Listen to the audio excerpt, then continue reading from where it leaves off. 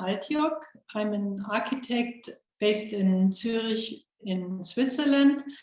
I have also a small satellite office in Germany since last year. I built a project in Hamburg, a Muslim burial and prayer house, which I will introduce today and describe.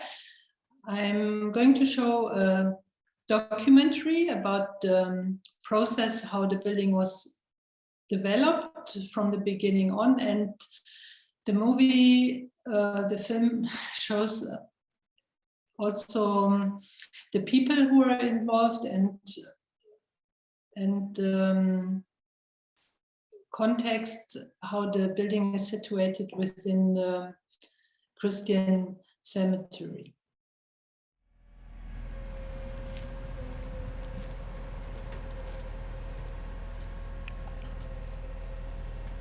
Ja, es gab früher diese normale, typische Bestattung, das heißt Sarg in die Erde rein, schönen Grabstein dran, Platz für den Lebenspartner, der dann daneben beerdigt wird. Die Erben, Nachkommen pflanzen dann Blumen, pflegen das Ganze. Und das hat sich in den letzten 20 Jahren ziemlich stark verändert. Mir sagte immer jemand, früher war es wichtig, dass Opa unter die Erde kommt, wenn er gestorben ist. Und jetzt ist es wichtig, dass erstmal alle Leute in den Urlaub genommen haben und dann wird Opa bestattet. Das kann sich dann auch mal ein halbes Jahr hinziehen. Ja, es wird eine neue Autobahn gebaut.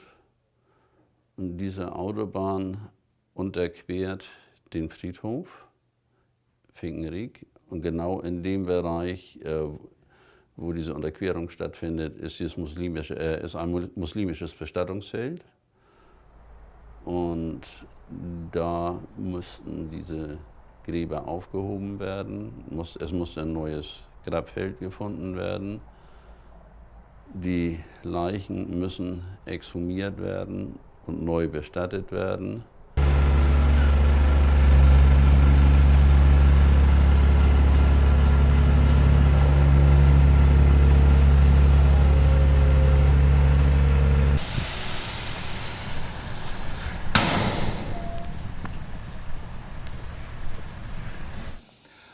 Aber gerade bei Migranten ist Heimatgefühl natürlich sehr stark gewesen. Und deswegen muss dieses Gefühl heute neu definiert, neu bedacht und damit auch neu gelebt werden.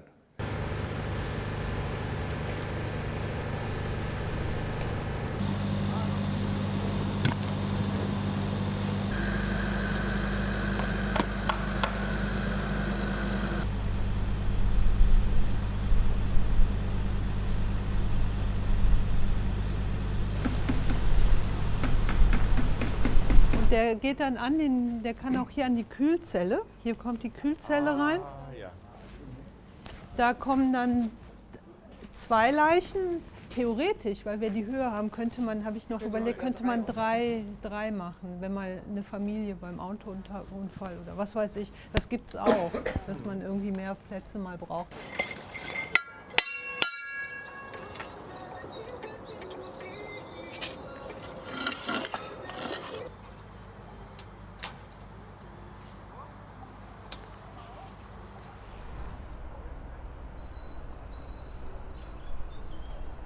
Die Kuppel war wichtig. Die konnte ich irgendwie nicht weglassen und die durfte aber von außen nicht sichtbar sein. Ja, wir wollten nicht so laut sein mit den Symbolen, auch um Vandalismus und so etwas vorzusorgen. Ich habe jetzt mal ein neues Wort gebracht, es ist ein hanseatisch-muslimischer Stil. Also es passt beides, es passt zu den Hanseaten, es passt aber auch zu den Muslimen und insofern denke ich, es ist eine gute Kombination und deswegen freue ich mich, dass ich heute hier sein kann. أعوذ بالله من الشيطان الرجيم بسم الله الرحمن الرحيم الحمد لله رب العالمين والصلاة والسلام على رسولنا محمد وعلى آله وصحبه أجمعين واعف عنا يا كريم واعف عنا يا رحيم واغفر لنا ذنوبنا بفضلك وكرمك وجودك يا أكرم الأكرمين ويا أرحم الراحمين يا إله العالمين ويا أرحم الراحمين.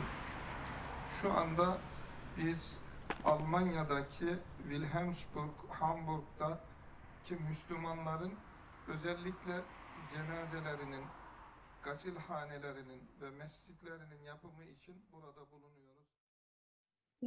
The situation you see here that the building is located in the southern part of Hamburg, which is a little bit in the outskirts and socially maybe not so well developed area, and you find a mix of a lot of different people with different cultural background and mainly Muslim.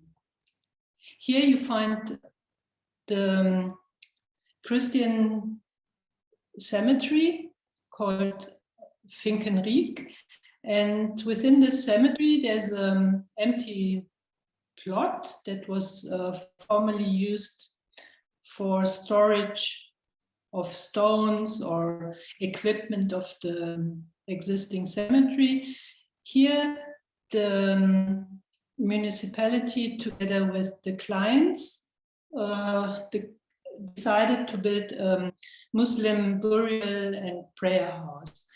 This would add facility to allow ritual burials for the Muslim community that's living in the near neighborhood. You see here on the left side there's a highway. The reason why this project was initiated and started is that in the northern part this highway will be extended, and in the north part you have around 40 graveyards that are already created for Muslims, but until now, when this building was built, there was no facility for the rituals, for no special building for the Muslim rituals. So that's why, because of the highway, the northern part has to be restructured and reorganized, and the government or the municipalities decided to build in this phase also this new building. The cemetery is located in a very nice surrounding with a very variety of old and large trees. It's a beautiful nature, and you see here some atmospheres on the top. See the location of the new building, which I mentioned is it was used as a storage space. The concept for the building has been developed in a participatory process together with the clients, local imams as representatives of the local Muslim communities, and we had representatives from the municipality, the landscape architect, local politician, and the Turkish entrepreneur who acted as a cultural and language translator and also was representative of the local Muslim community. The challenge at the early stage was to develop a house that fits within a small size of the site that we just saw, because it's kind of squeezed within this cemetery. And the reason why we located the building on this plot is that the Muslims cannot bury it on area or land that where previously Christians were living. So that's why it had to be a clean area, and this was the only plot that was available on the existing cemetery. And the budget was low, and as I said, it had to fit in the small size of the site, and we had to find a suitable architectural language and an atmosphere for a house that would be open to all different kind of local Muslim communities. Which means that, and also I had to ask myself, what does it mean to build a building for a Muslim community? I discovered that there are different rituals according to wherever the people come from. So I wanted to learn more about this, and I will explain later. And the overall vision was to create a new space that's modest but also representative of this Islamic culture, and creates a worthy atmosphere. And also the challenge was to combine the Hanseatic, means the existing building culture in Hamburg, as well as the Muslim tradition of a building culture. So this was the most interesting point that I found challenging, and where I had to find the right answer. And one early decision that was made was that the house should be close to nature and with natural materials that connect with the earth. Symbolic elements and ornaments should be minimal, and the reduced design approach gives a space to practice one's own understanding of Islam. Means it allows own interpretations. So in this sense, I would, if I can manage to make a building that is reduced to the main elements, kind of, and still allows open reading and interpretation for oneself, then I reached a good answer for that challenge. To find out what architectural elements could be, I traveled different countries and visited ancient buildings as well as cemeteries and prayer rooms and mosques. Here you see on the left top the desert castle near Amman in Jordania, and on the bottom you see a cemetery in Medine, Turkey, in the very east of Turkey. On the right you see a mosque in Visoko near Sarajevo in Bosnia, which is actually a new kind of modern building and interpretation of a mosque. And on the bottom you see one of the many typical mosques from the Ottoman period in Mostar, which is also in Bosnia.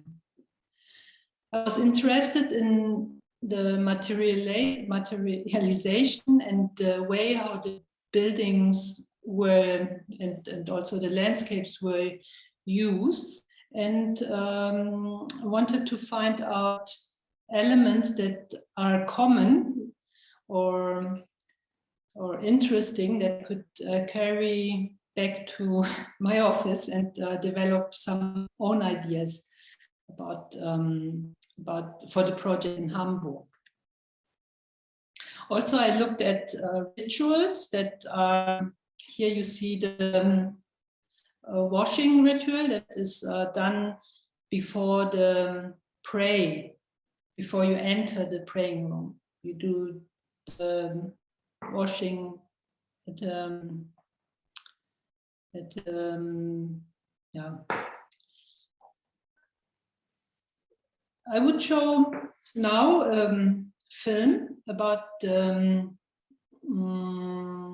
process, how the building was developed. Here you see a documentary about the very beginning of the project until the end, and also it includes interviews with the people that were involved.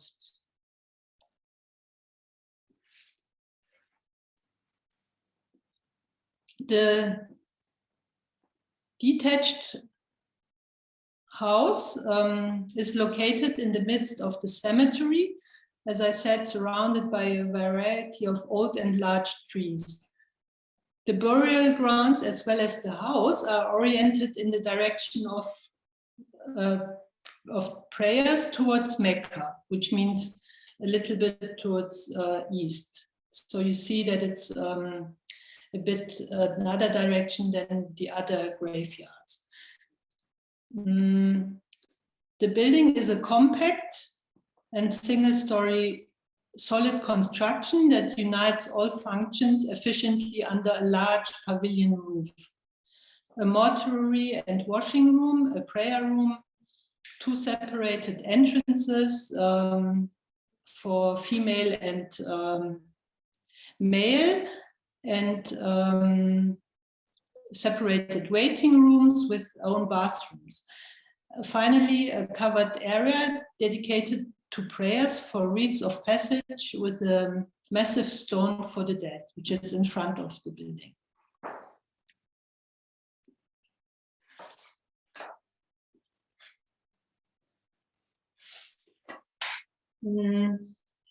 I want to explain that in Hamburg, there are currently no separate facilities for Muslim burials, but this is changing. In Germany, 3 Muslim bathing houses have been built and further are planned.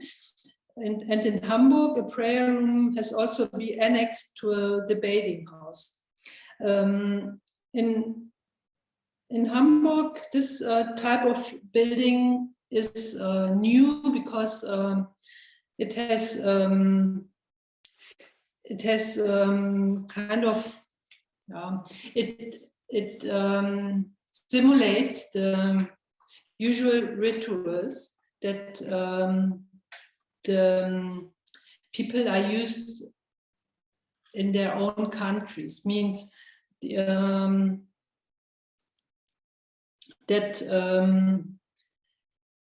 that usually in Muslim countries, burial takes place following a prayer spoken in the mosque. And then this is why funeral stones are often to be found in the front or next to the mosque. And praying for someone who has passed away is considered to be a good deed in the Islam, even if they were not directly related to. So I want to say that in this building, we have a prayer room that simulates the prayer in the mosque, and then we have the facility for washing and the funeral pray together in one complex. So this is what I mean with a new type of building.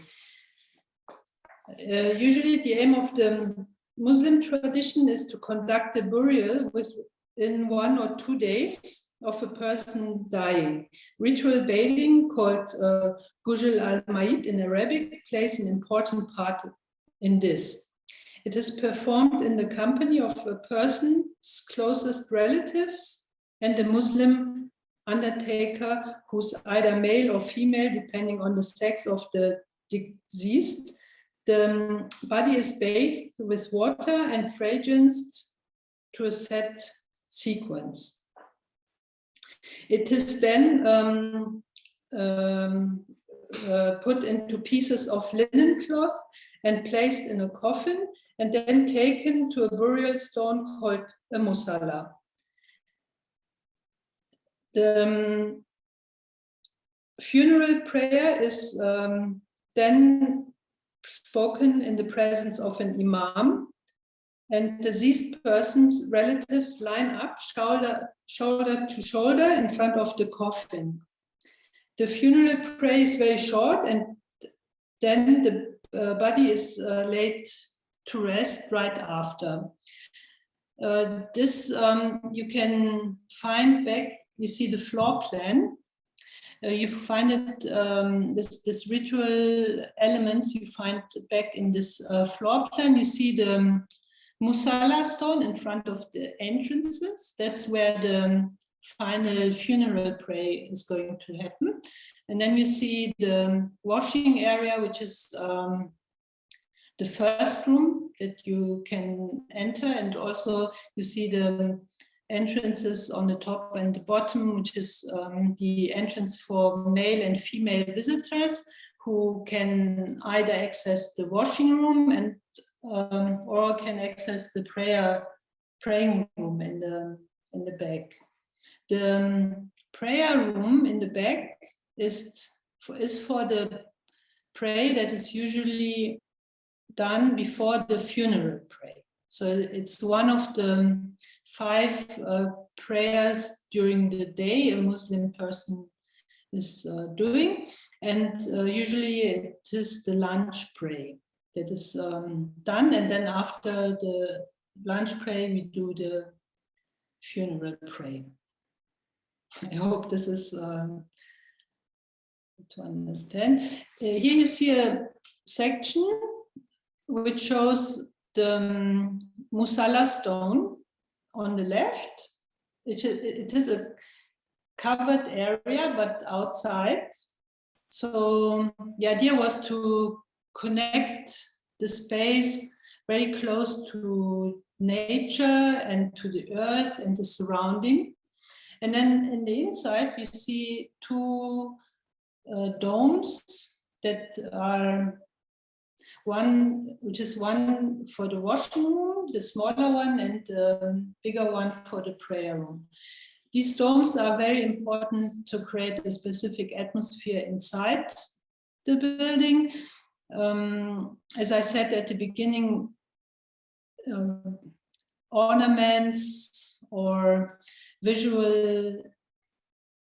obvious visual elements should not be placed outside of the building, so that that the building can situate it calmly within the surrounding, and together can exist also together with the Christian surrounding. But inside we can be a little bit more free and play also or apply more expressive elements like the domes, or later I can also show the materialization in the inside. Also we can apply more colors and so on. Here you see a short section of the prayer room, and you see here how you face the area where the imam will stay, and you face the space towards Mecca. In the elevation, you see that in front you see the graveyards, the burial ground, and in the facade you see a little bit of ornaments and specific type of windows that are translating ideas and elements that I found during my travels in a very in a quiet form, and when you go closer to the building, you come closer details, and then you discover them. But from the far, you almost don't see any loud elements that are expressing the Muslim traditions or elements and so on. And I used brickwork. So I used brickwork to combine the Hanseatic tradition of building, which are also mainly based on brickwork, and I used sandstone color stone that is related to the color of stones that I found during my travels in Jordan, in Amman, in the desert castles.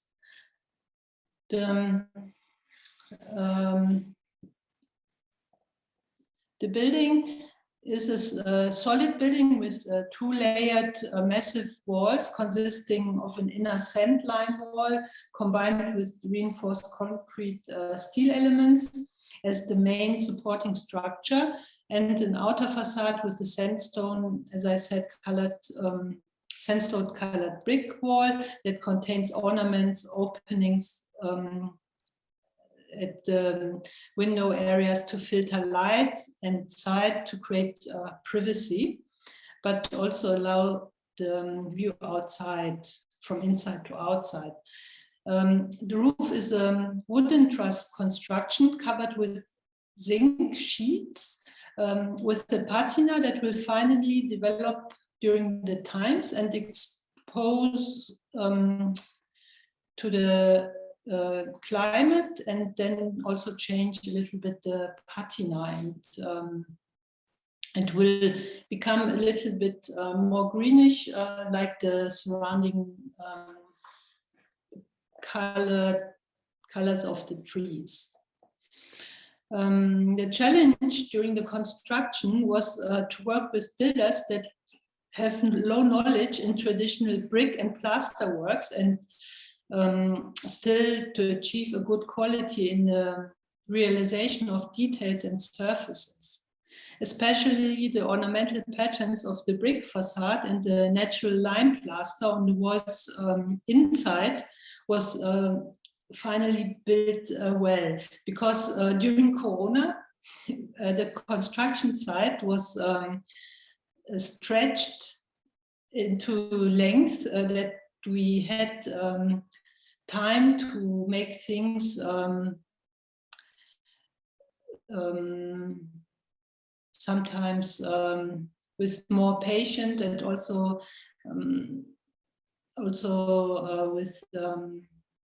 with the facade, for example, we had to build at the beginning again, because the builders were not used to work with the special ornaments, building ornaments inside the brickwork.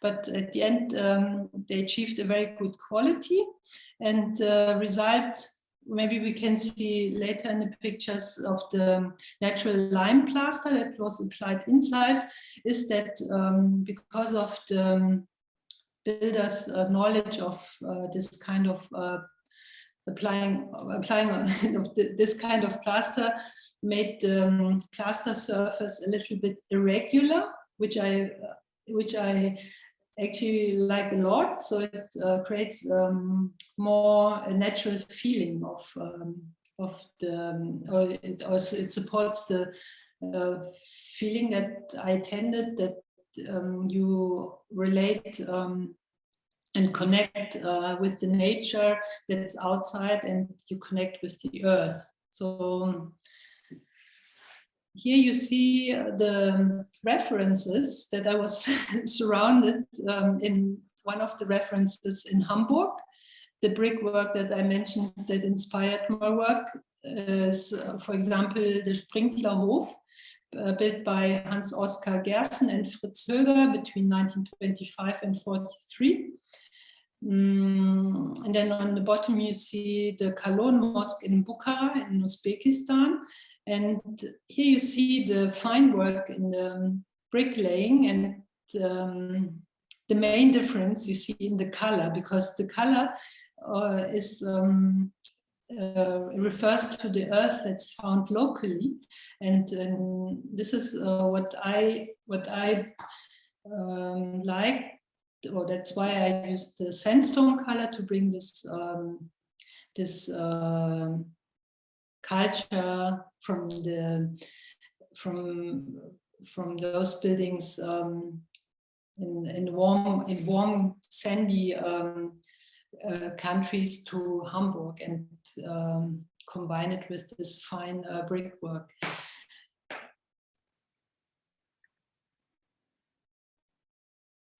The windows were one big topic where I worked quite long and tested different patterns and versions, how it can be realized or constructed, and I found this way of weaving the form of the window together with the pattern and ornament on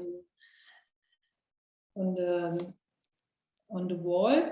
And here you see the selection of material, where the intention was the color of sandstone of the wall should also match the color of the floors, the ground outside. That's the atmosphere also we find in very old brickwork buildings, where you find back the color of the original earth or the local earth back in the color of the bricks in the wall, and they match usually. But nowadays you can buy any brick from anywhere, so you can, like I did, I applied this sandstone,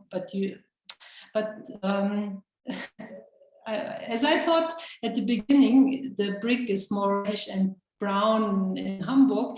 I found also out that this is not true, that also the yellowish stone exists. And then I was surprised that about this finding, but this was later on. The columns you see here matched with some other details to match the color of the columns with the brick and other elements that materials that were applied. We made some tests, and then for the interior, one main idea was to use the color green for the floors, and if some other parts like the curtains or the wall tiles need to be colored, or to give a specific atmosphere to the space. I found that color green could be the main theme, because green is used in Islamic buildings a lot, and it symbolizes basically the Islam, and you find often elements colored in the mosque with green. So this idea translated back into this building, but a very silent way, to keep it minimal, and so other interpretations can still be possible. So I applied it, for example, in the wall, in the floor tiles, a combination of green with other earthy colored tones. And here you see the wall tiles in the washing area that have this this greenish tone, and also on the floor. And in the prayer room, you have also the green combination of green and earth color. And on the wall, you have this very big curtain that has two functions. It divides the area into two parts for female and male. And on the same time, it has acoustical functions. Here you see the curtain closed when it divides female and male. The silhouettes of the people you can still see.